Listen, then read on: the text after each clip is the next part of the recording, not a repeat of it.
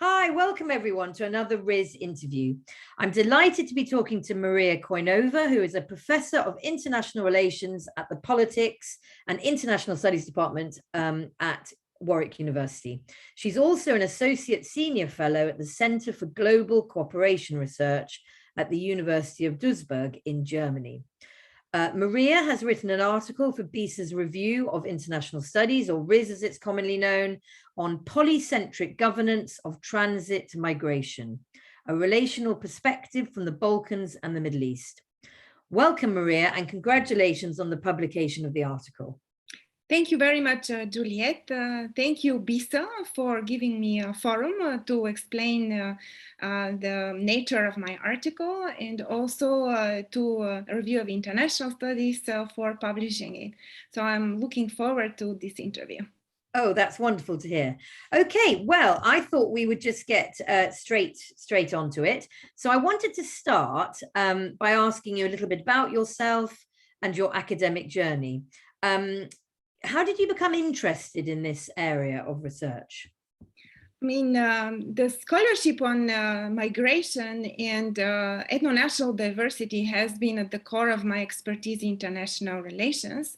So the specific article that I wrote for Review of International Studies has been driven by an idea that came from European Research Council starting project Diasporas and Contested Sovereignty, and one of its findings that people who are for a long term in transit migration, eventually when they become diasporas and move and settle or do not settle in particular places, they may be much more prone to mobilizing and sometimes also not that much much more in contentious ways. So although this is not a finding that is related to every transit migrant, it was an interesting pattern that I saw. So I was looking deeper into this direction. And this brought me to the other project, which is the one that sponsored this research from the Global Institute for Global Cooperation Research in Germany. And this was exactly on the aspects of governance of transit migration, where I have been part of a group on polycentric governance, which eventually, together with me and other scholars, has published ideas about how polycentric governance matters beyond the paradigm that has been established by Ostroms and others who have followed from an institutional perspective. So this is an article that features this social relational perspective. Okay. So for those, there'll be people listening to this who haven't read the article yet, but perhaps you could give us a brief outline of the research, the research in the article. Mm-hmm. So, I mean, the article starts with the idea that there is a lot of knowledge about how we understand the governance of transit and somewhat irregular migration, but it happens mostly from the position of what I call, and it's called the formal perspective. This means that international organizations or governments have policies and they abide by these policies. So it's the written word, the written rule that is out there. What it has been not that well understood is the informal part about how transit migration flows are governed and who governs them beyond these institutions, which are quite in the purview of the analyst. Right? And this could be NGOs, this could be business partners, it could be militant organizations. So even sometimes we can think about even the smugglers being implicated in that larger imbroglio about how you govern these flows. And because transit migration could emerge from a variety of perspectives. It can be not simply the person who holds a transit visa, so this is the most literal way we think about transit, but that this could be refugees that have slipped into another status. I mean, they may have, for example, applied for asylum in Bulgaria or in Greece, but then decided to move on to another place, and there would be found somewhere in the outskirts of Paris, that they have changed the status into something which is much more irregularized, or labor migrants who have been in one place and then they have their contracts have lapsed, their visas have lapsed, but they have stayed on and then managed somehow to move to another place, also by way of that transit movement. So in that sense, here the article adopts the very broad perspective of transit as the intention to move from one place to another by way of a third country. And so the article is looking what's happening in that third country or third or fourth country whilst people are moving. So this is what the interest is about the puzzle of the article, to look into how do we understand that. So scholarship has been very strong in terms of the so-called migration governance complexes or multi-level governance, in which exactly the variety of these formal institutional arrangements of how to govern migration have been very deeply understood and very well understood. So where my article starts treading a new ground is by thinking about the interactions of these with other actors. As I mentioned them earlier, could be private, could be non-NGOs, could be militant groups and others, and also look into their relations. And this is the core of it. So that's why I'm saying I'm bringing a relational perspective into the study, not an institutional, but a relational perspective, which is looking into the relations of transit states as the actors that are in the focus of my interest. And on the one side, this is international organizations. On the other are non-state actors, destination states, and sending states, because all of them are implicated in this. So, and what is at the core of the article is that each one of these relationships, because it is moving out of the formal and the legal and the way it really could be implemented in official ways, is very much driven by power. And these are power-laden relationships that could be implicated in much more cooperative power or much more coercive power. And they take a variety. Could be some, I mentioned in the article, mechanisms that are very powerful are containment, cooptation, conditionality in the European context, as well as coercion. So all of them, I mean, I mentioned a variety of them, and also the tacit toleration of different actors, etc. So this may sound more, for any person who is less involved in the political science debates, a little bit questionable about what do you mean by all of that. I think that the article gives a good understanding of each of the mechanisms. The most important thing, what I need to take away from here, is that it's not the institutions that are per se that govern, but there is an add-on, and these are the political relationships that are based on power, and this power is more crude power or less crude power on the whole. Well, that's very clear. Thank you for that. I think that's a wonderful overview of your article, and I'm sure many people listening will be very enticed to read it. It really is. I just wanted to move on or unpick a little bit of that. So we know that a polycentric approach to governance has taken off in other academic fields, such as climate change.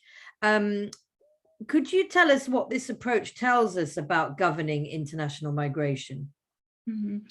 I mean, thank you very much for bringing the climate change discussion, because this is where this approach has been really the strongest. But I mean, I will give you examples about where initially it has emerged from. So it was in the United States, and then ideas about how to govern rivers, and in one part that are spreading to different states, right? And one state, maybe the actor that is useful in governance is a state authority, and another is a private organization, in another there is not that much, but city council. So these are different actors in terms of their in terms of their mandates, but they are still governing a flow that goes throughout different jurisdictions.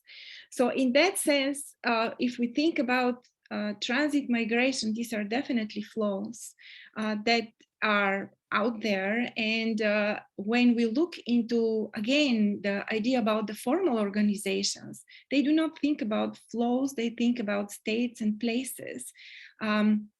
Mostly they look into the urban part, let's say, like urban governance, but they do not think about the flows about from one place to another to the third place. So this approach of polycentric governance, because it introduces the different centers of authority apart from the state or international organizations, is opening the view to think about much more about migration in much more fluid ways.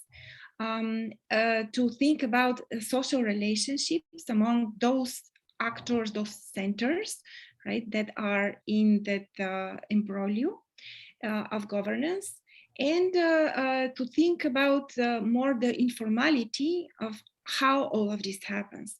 So in that sense, I just wanted to bring here the work that we have done with that group on polycentric governance at the Center for Global Cooperation Research. And we have also a forum in International Studies Review published last year, which is showing that such an approach about relational perspectives can have implications not simply on climate change, but also on other governance areas which have been also looked very much from a formal and institutional perspective, such as the economy, internet governance, security, and in that sense, I talk mostly about transit migration, but also diaspora governance as well. So it is important to think about the centers of authority in a world that is becoming much more decentralized about how things become governed, especially migration-wise. Okay. Okay. You mentioned earlier, we talked about, you mentioned power earlier, and I know the article discusses mechanisms of exercising power in polycentric governance. Could you shed some light on how these mechanisms manifest themselves? Mm-hmm. That's very good. I mean, especially to unpack a little bit the mechanisms. The article has a really nice graph, I think, that maps on these different relationships and how they manifest themselves in the Middle East and the Balkans. That's why I consider this to be also a comparative article, although it's not done in the comparative method, but comparative along these links, which is an interesting approach in itself, in my view. So, for example, when you look into how the containment mechanism is taking place, so that the European Union and wants to contain migration, right, in the Balkans and in the Middle East, it doesn't manifest itself in the same way through the same legal and policy instruments. In the Balkans, this happens very much through conditionality, in the sense that North Macedonia or Serbia is countries that are seeking European Union membership, or Croatia that has been a new, relatively new member of the time this article really brings the evidence, which is the Syrian refugee crisis, so-called crisis in 2014-2016. So in that sense, at that point, the governance is very much directed by a way of the European Union through conditionality mechanisms. So in the sense that they would say you would need to stop these migration flows, treat them properly, etc. But this is the way that gives you more opportunity to speed up the process for enlargement. Right? Okay. So it does spread through a variety of institutions and a variety of actors in society. While the same containment mechanism in the Middle East is very much bound to specific partnerships, the so-called pacts that the European Union did with Lebanon and with Jordan, but also had a certain arrangement also with Turkey, which were, as I call them, very much tit for tat, right? You are doing this kind of arrangement and dealing with the Syrian refugees. And against that, we give you these large amounts of sums. So it is very much of a financial mechanism rather than spreading to society. And it does matter about how this containment is exercised, to what kind of agents is this being pursued in order to do that. Another example I'll give you about non-state actors, for example. The transit states, I mean, if we look back into North Macedonia or Serbia, that have been for a very long time on a path to European integration, which means also putting democratization effort into the place, have developed a certain sort of civil society, maybe not the strongest one that one can think about, but this civil society on many occasions, when the transit flows have been out there and refugees especially, it has been very much contesting the official state policies or even the European Union. So the contestation as a mechanism becomes very much embedded in that environment. While a lot of evidence shows in the Middle East that contestation has been very little. It's much more co-optation of NGO actors, and some authors have really shown that those, for example, in Turkey, those NGOs in Turkey that were the strongest ones to implement the Syrian refugee policies were an extension of the government, or they were endorsed by the government to do that, in which definitely shows that one way or another, once you look into all of these links that come also to destination and to sending states. I mean, let me say something about the sending states. In the Balkans, you have very little relationship in the post-Cold War period with countries that are the so-called sending states, Syria in this case, or Afghanistan or Iran. I mean, they had a non-aligned movement during the communist times, but after that, that was much less like loose relationships of bilateralism. And while they were not conflictual, they were basically very much based on different relationships that did not have any strong negative or conflictual power embedded. While you look into the Middle East about, let's say, Jordan and Syria, or Lebanon and Syria, and also other refugees like Palestinians who have been moving around in the area, you see very much conflictual relationships, because that is the way of these sending states, and how they have even sometimes used migration in order to pressure the neighbors. Mm-hmm. So in that sense, you see a very crude power relationships. And if you sum them up, what I've argued in the article is that in the Balkans, you could see a regional architecture that emerges of governance, which sounds something like reluctant gatekeeping while buck passing, mm-hmm. while you have much more crude power and hierarchical relationships that are among a variety of actors, including the European Union, with very instrumentalized way of thinking about containment in the Middle East. So. Yeah, that's extremely interesting, I must say. It's like you know, the way you have separated those and seen the crude power and the more formal one. Can I also ask you about the importance of regionalism in studying the governance of international migration? Why do we need that? Why do we need the regional perspective?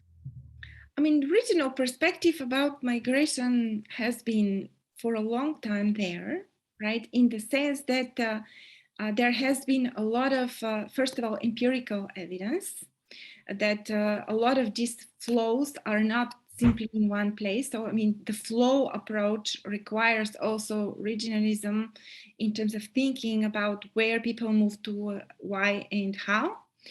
Right. While in international relations scholarship, regionalism has mostly been bound again to the formal about how we deal with the very deeply laterally and hierarchically embedded institutions within the European Union, or we think about much looser relationships that are in the post-Soviet space, or about ASEAN, or about in Asia, or Mercosur in Latin America. Right? But they have different migration elements, but they're again somehow very strongly integrated into formal policies.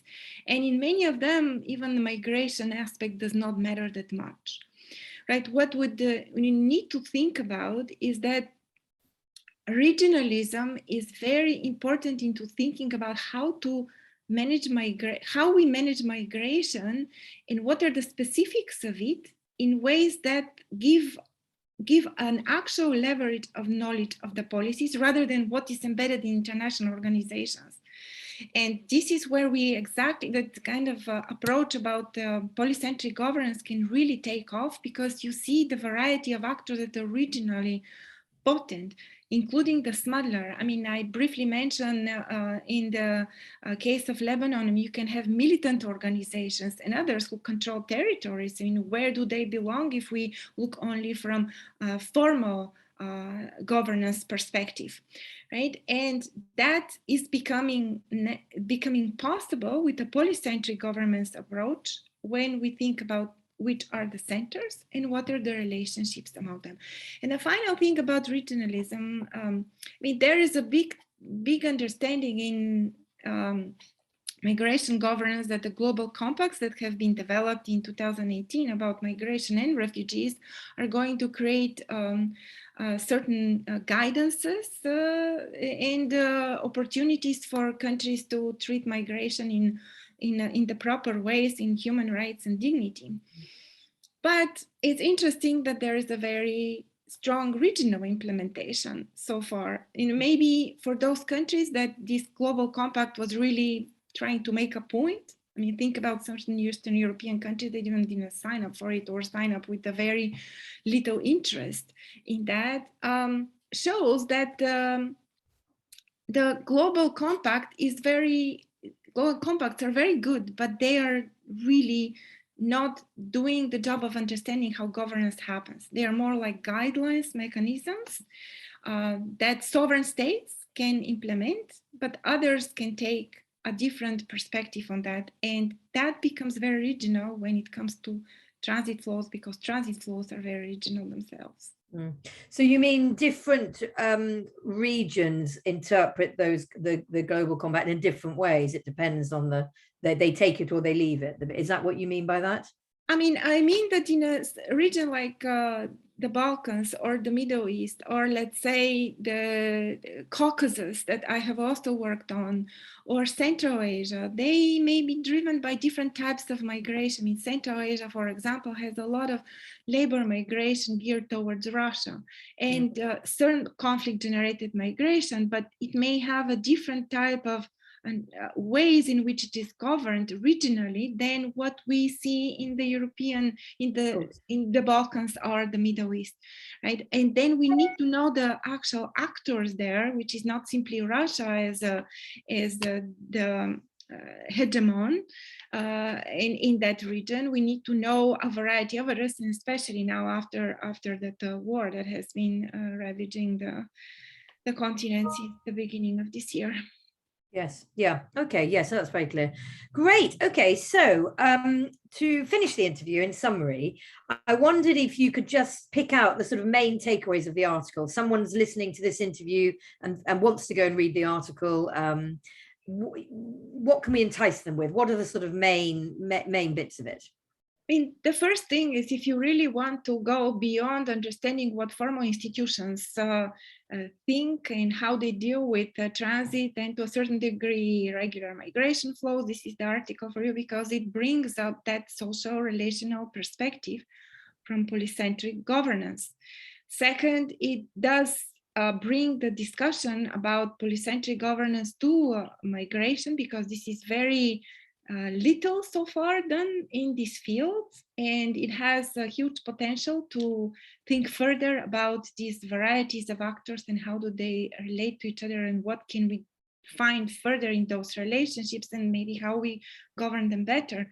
This is if one does not pin what is actually governing, one could not even amend it after that. And this can bring better futures, I think, both for states and for migrants. And the final thing, and probably this is also taking up the polycentric governance discussion, is that it doesn't think that much about issues of power. It does still have a lot of relational perspectives and institutional perspectives and rational choice perspectives, but not so much relational and not so much about power. So it actually, I think that this article extends knowledge of polycentric governance as well. Yes.